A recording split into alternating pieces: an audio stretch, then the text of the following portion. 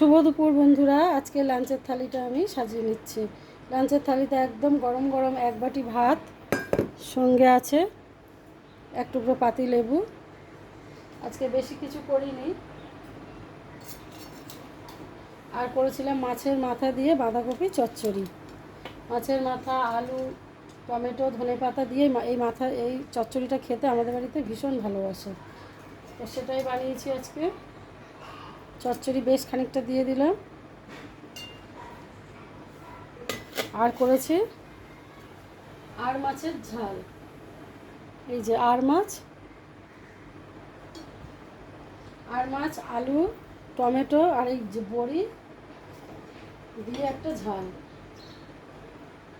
এই যে দুপুরবেলা খাবার, তাই একটু আলু দিয়েছি, আলু বড়ি দিয়ে আর মাছ দিয়ে ঝাল করেছি,